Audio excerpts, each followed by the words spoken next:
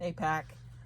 So, A Year with Aslan, August 6th. Jill discovers the false Aslan. What? Said Tyrion. Where have you been? What have you done? Well, sire, said Jill, as soon as I saw that you'd got the sentry out of the way, I thought, hadn't I better have a look inside the stable and see what really is there? So I crawled along. It was as easy as anything to draw the bolt. Of course, it was pitch black inside and smelled like any other stable. Then I struck a light and, would you believe it, there was nothing at all but this old donkey with a bundle of lion skin tied onto its back. So I drew my knife and told him he'd have to come along with me. As a matter of fact, I needn't have threatened him with the knife at all. He was fed up with the stable and quite ready to come. Weren't you, Puzzle dear? Great Scott, said Eustace. Well, I'm jiggered. I was jolly angry with you a moment ago, and I still think it was mean of you to sneak off without the rest of us, but I must admit, well, I mean to say, well, it was a perfectly gorgeous thing to do. If she was a boy, she'd have to be knighted, wouldn't she, sire?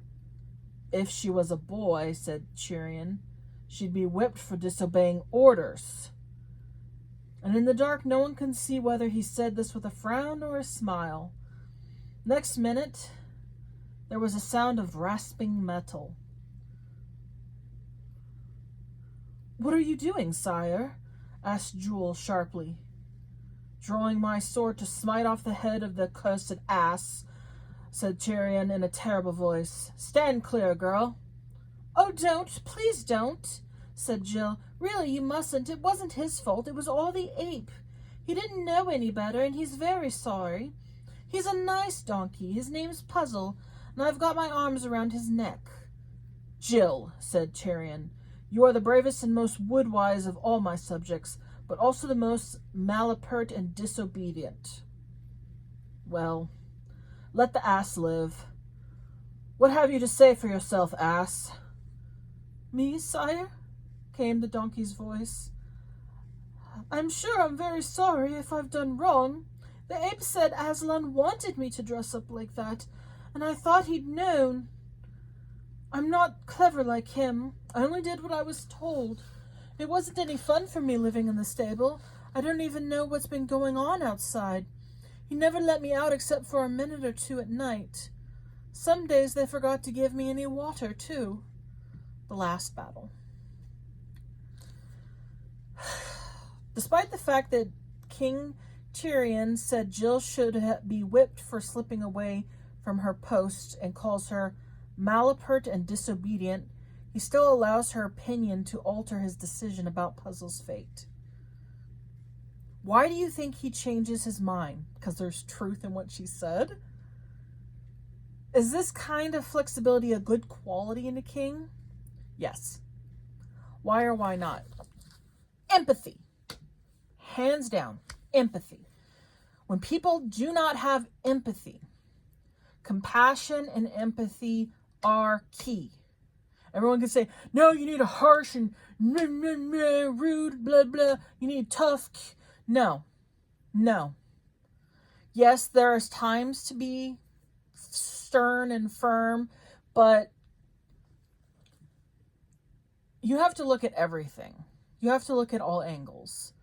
And yeah, he insulted Aslan, but he didn't do anything worth killing him over. Like,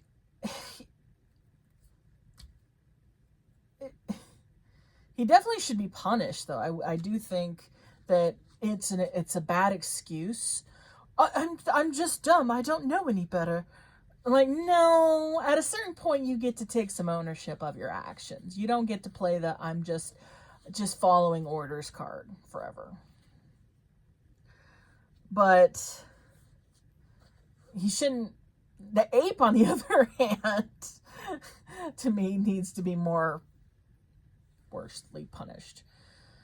But no, I don't remember. It was like a show I was watching. I think it was Oron Host Club. And there's a part where in one of the episodes, there's like this court scene happening, and one of the characters says, you know, this is a place of logic, you know, and no room for your flippant emotions or something like that. And the person responded, that's ridiculous. If there's no emotions, then we might as well leave it up to a computer to decide, or something to that effect. And it's, yeah, you have to interpret human emotions into the factors here. It's not, we're not cold calculating machines. And it's like, you have to have some kind of empathy. And if you lack empathy, then you don't need to be in a place of judge, because, I mean, obviously, again, it depends on the crime and the evidence and, you know, all of that. But for instance, I'm a millionaire. I steal a car. And they prosecute me for it. Well, I need to be punished. And unlike most situations, I need to be punished to the full extent of the law, because I had the means to buy a car myself. I knew better. Like, they have to be able to prove that you did know better. I will say to Puzzle, he didn't know better. He had been talked into the fact that, you know, that was something that was wanted of him. But at some point he suspected, I'm sure of it. But, and then I did a crime and I knew better. So I should be punished. However, this group of people goes through a supermarket and pockets a bunch of food. And they all leave and scatter, and they get all captured at, you know, the place where they go in and meet back. But they find out the reason they were stealing is because they're starving, and, you know, they, for whatever reason, just are in a bad situation and they can't get help. So it's like, okay, but the punishment does not need to be as strict on them.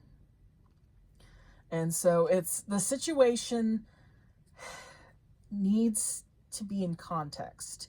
If you don't have the context of the crime, then again, it's like, we might as well just let a machine say guilty, innocent. There's too much gray. You can't, you know, it's like the old thing, like you would chop off someone's hand if they stole something. I'm like, okay, but what if they were literally starving? And now you chop off their hand and now they're missing a hand and still starving. And even worse position to be able to survive. And so it's like, it's not a right judgment. It's not, there's no empathy, there's no compassion. So I think it's a good trait for a king to have compassion. He's still stern and he's still holding his grounds and insisting, yes, this was wrong. And that's good. There's nothing wrong with, you know, insisting that the law is being broken, you know, that you shouldn't do these things. But we need empathy in this world. There is not enough empathy. I could almost guarantee 98% of things wrong in this world could be solved if we had empathy for one another. I'm not getting paid enough. They don't have empathy. The people that pay them. They're like, well, they're just greedy. Oh, are they? Really? What is the ratio comparison of their job to your job? What is the work comparison? Empathy would look at the full picture, not just point blank black and white facts. I'm just saying, yes, there are going to be people that abuse the empathy. But just because people abuse it doesn't mean we should give up on it. All right, enough yammering. So anyway, no, I think he's a good king. I think he's right for getting mad at her because it could have gone a different way. She's lucky that it didn't go a bad way, that it went a good way. But so until next time, out the moon.